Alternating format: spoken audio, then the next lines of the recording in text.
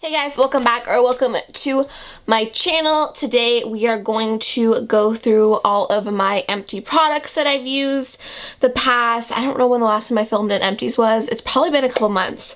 I have a lot of stuff in front of me. So I have them kind of separated into categories. So I have makeup, skincare, and then like in shower stuff. So like shampoo, conditioner, and things like that. So I'm going to start with the makeup since I feel like that's what most people want to say. And then we will move on to skincare and then in shower stuff. So I have a lot of mascaras. So the first one is my trusty Maybelline Lash Sensational. This is my holy grail drugstore mascara. I absolutely love this mascara. I have already purchased a backup and I will continue to purchase backups for probably a while until I find something that I fall in love with more than this. But for now, this guy has been my ride or die for the past, like since this came out, like almost a year ago. I love this stuff. It is amazing. I have a sample of the Benefit Roller Lash. I was pretty impressed with this mascara.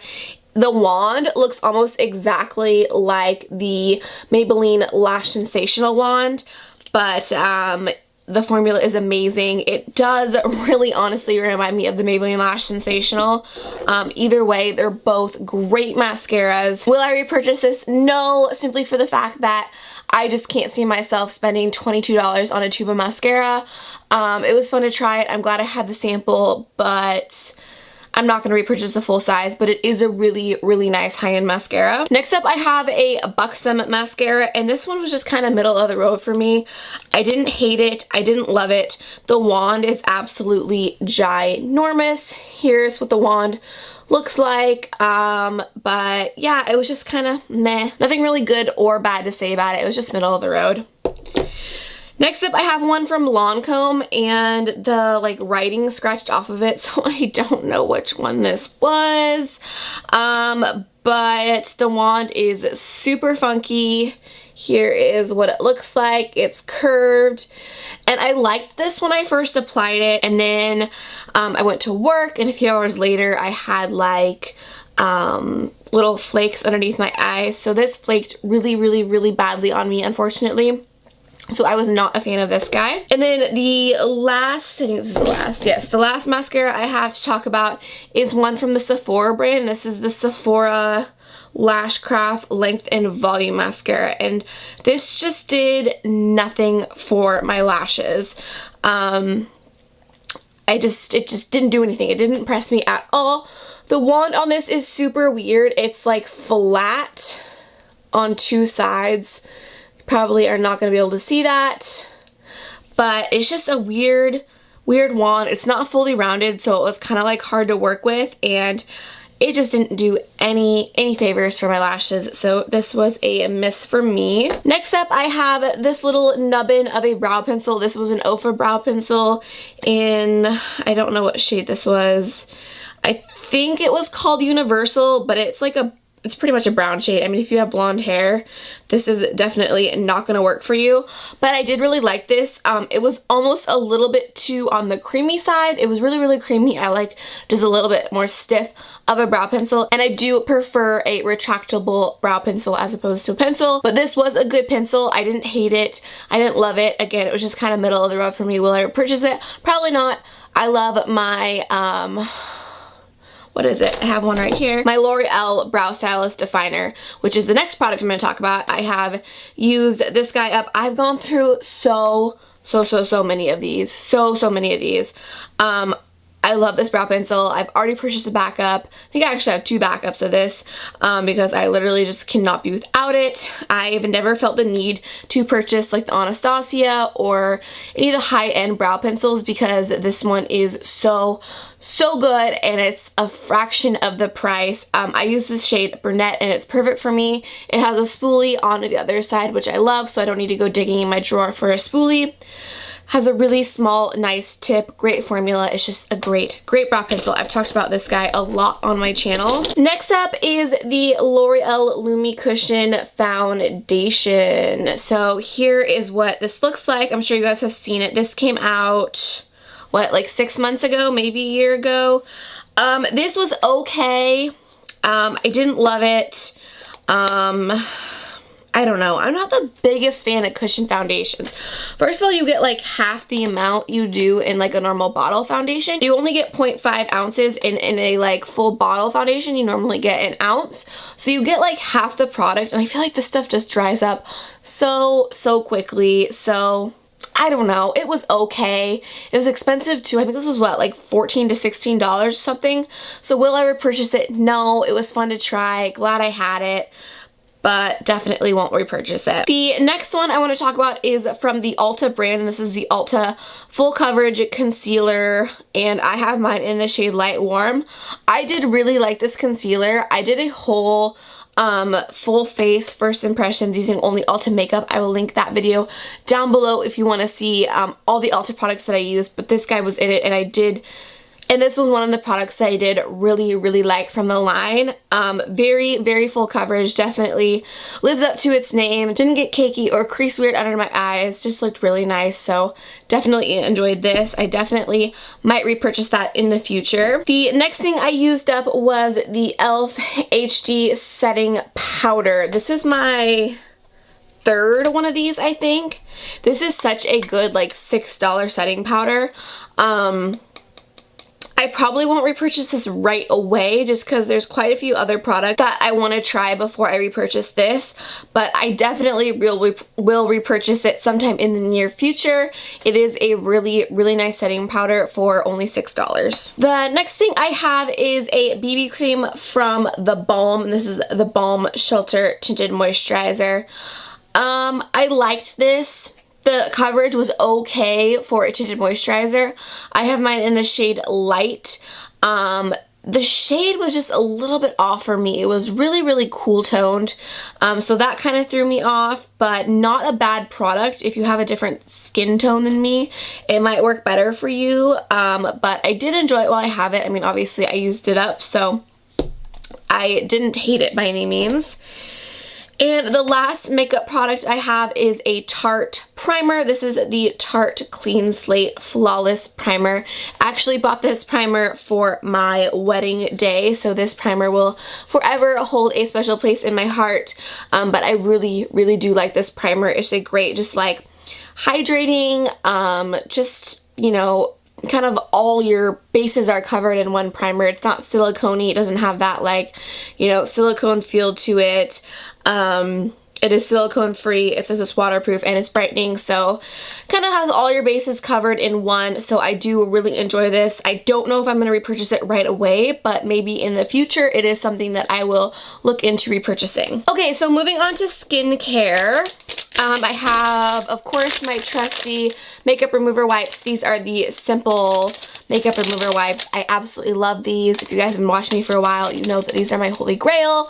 I love the towelettes on them. They remove my makeup really well. They're just a great all-around makeup remover wipe. I love them. Will always continue to purchase those. I have a Clarisonic Mia 2 head.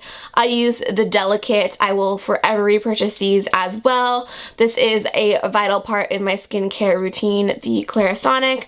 I love this guy. I change out my brush head every like 3 to 6 months, depending on. 6 months is probably a little bit too long. Sometimes I push it, but yes, I love the Delicate brush heads. They are my favorite. The next thing I have is from Drunk Elephant. This is the Drunk Elephant Be Hydra Intensive Gel Foundation. No, not a foundation.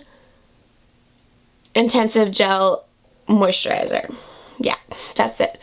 I was so excited to get this. So excited. It's like a huge splurge. I mean, Drunk Elephant is a really high-end skincare line, so I was super excited to try this. I thought I was gonna love it because it was expensive, and I don't know. I mean, it's okay, but will I buy it again? No, it definitely was not worth the price tag for me. I love the Belif True Aqua Bomb. That is my favorite moisturizer for in the morning. I love moisturizers like this for in the morning, like the gel type, but the Belif one just works so much better for me, and it's a little bit cheaper, so this was a miss for me, unfortunately. I've tried a couple things from the Drunk Elephant skincare line, and I have not been too impressed, and I've heard really good things about them, but I'm just not a fan. The next thing I used up was this Belief Creamy Cleansing Foam Moist. This is my face wash. I have already repurchased a new one of these and it is in my shower right now.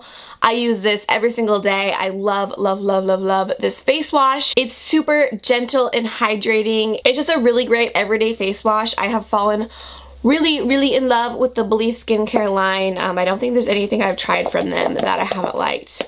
So I would definitely recommend this guy for sure. Speaking of the Belief True Cream Aqua Bomb, I have one that I have used up right here. Again, this is what I said replaced the Drunk Elephant Moisturizer. This is my Holy Grail Morning Time Moisturizer. Yes, I have already repurchased a backup of this. It is in my bathroom right now and I'm currently using it.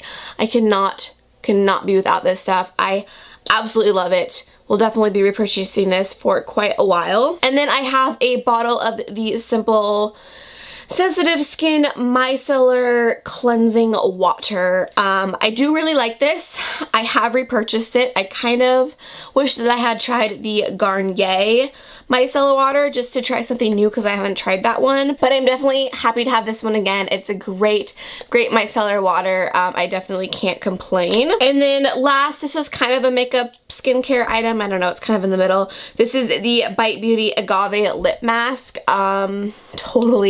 Totally not worth the money. I know that some people absolutely love this stuff, but for me, Vaseline does like the exact same thing. And this guy is expensive, so I definitely will not repurchase him. It was fun to try, but not worth it for me. Next product is kind of a random product that didn't really fit in any other category, so we're going to talk about him now. This is the Batiste Dry Shampoo, and this is in the shade Divine Dark. Huge mistake getting this shade. I love this dry shampoo, holy grail, but this shade, I have pretty dark hair, as you can see, but so like the first couple times I used this, you know, I sprayed it, whatever, not thinking about it. I went on about my day. I looked at myself in the mirror and I saw like these dark like shadows like right along my forehead, and I was like, is that my bronzer? Like, did I not blend it out this morning? Like, what is going on? I could not figure it out for the life of me what was happening, but then I realized that this was the culprit. It's so dark, and it just got like all over my forehead. I used it up. I was careful with it like after I figured out what was happening. And so it was usable after I realized like I can't spray it anywhere near my forehead. I had to like, you know, cover my forehead. But too much effort. Definitely will never repurchase this kind of Batiste again, but I do love the Batiste line. Okay, and last but not least is like in shower stuff. This stuff is like kind of boring, so I'll go through this pretty quickly. My body wash is the Caress Love Forever body wash. I love this. This is like my 8th bottle of this. Probably not really, but along there. I have one in my shower right now, which is almost gone, and I've already purchased a backup for that one.